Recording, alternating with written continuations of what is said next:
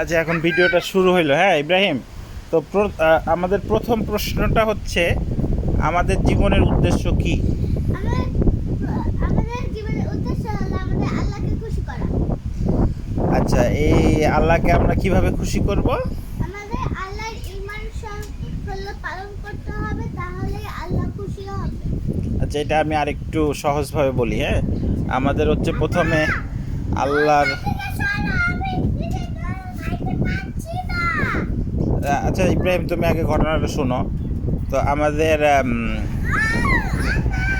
আল্লাহকে খুশি করতে হইলে আচ্ছা সাফি একটু উঠো।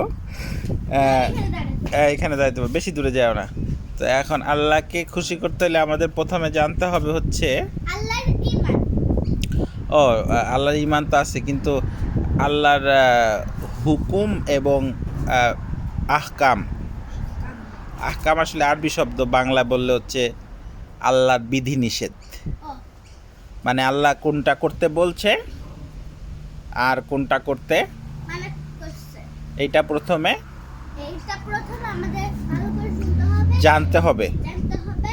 জানার পরে এটা আমরা জানার পরে আমরা ওই ভালো কাজগুলো করব, যেগুলো মানার চেষ্টা করব, তাই না? হ্যাঁ, মানার চেষ্টা করব। যেগুলো কিভাবে মানার চেষ্টা করব?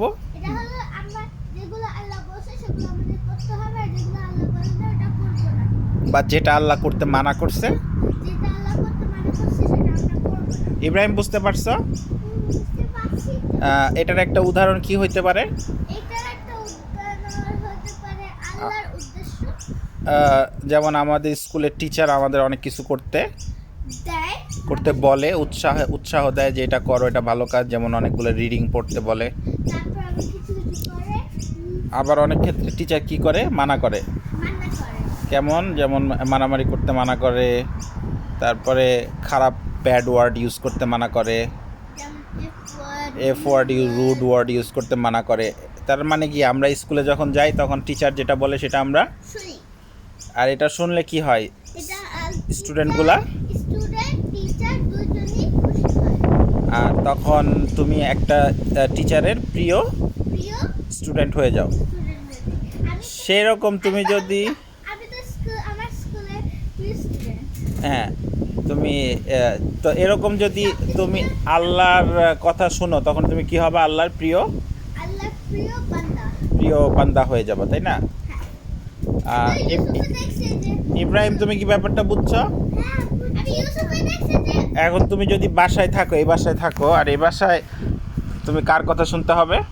মা বাবা। তো এখন তোমার মা যদি তোমাকে কিছু বলে আর তুমি যদি সেটা শোনো, তাহলে কি হবে? তুমি গুড গার্ল। আর তুমি কি হবা? Good boy. আর যদি মা যেটা বলে ওটা যদি না শোনো, তাহলে কি হবে? ধ্বংস, মায়ের। তাই না ইব্রাহিম? তুমি কি ব্যাপারটা বুঝো? হ্যাঁ, বুঝি। তাই কিন্তু তুমি তো অনেক সময় প্রবলেম ক্রিয়েট করো।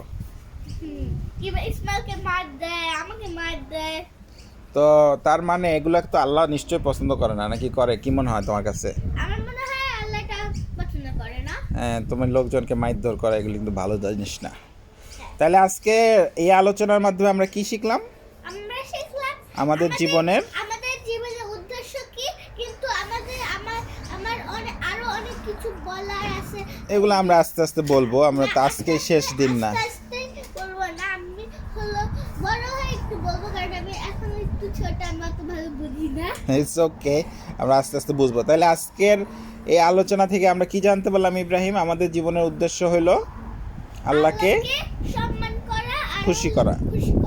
আল্লাহকে কিভাবে খুশি করতে হবে? আমাদের খুশি করতে হবে আল্লাহর সব ইবাদত, আল্লাহর সব হুকুমগুলা, বা বাংলায় বললে আল্লাহর সব বিধি এবং নিষেধ, বা আরো যদি সহজ বাংলায় বলো, আল্লাহ যেসব জিনিস করতে বলছে এবং যেসব জিনিস মানা করছে, এই জিনিসগুলা মাইনা চলা।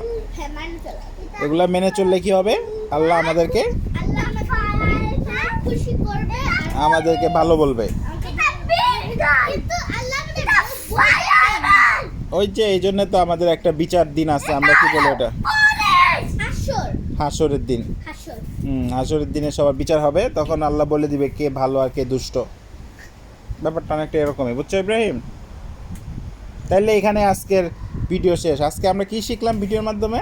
আমাদের জীবনের উদ্দেশ্য এবং এই উদ্দেশ্য ঠিকমতো পালন করতে হলে আমাদেরকে আল্লাহর বিধিনিষেধগুলো পালন জানতে হবে প্রথমে। তারপর জানা শেষ হইলে তারপরে আস্তে আস্তে পালন করতে হবে। Very good. ঠিক আছে ইব্রাহিম, বুঝতে পারছো ব্যাপারটা? হ্যাঁ। এত দূরে দৌড়াইলে তো বুঝতে পারবা না।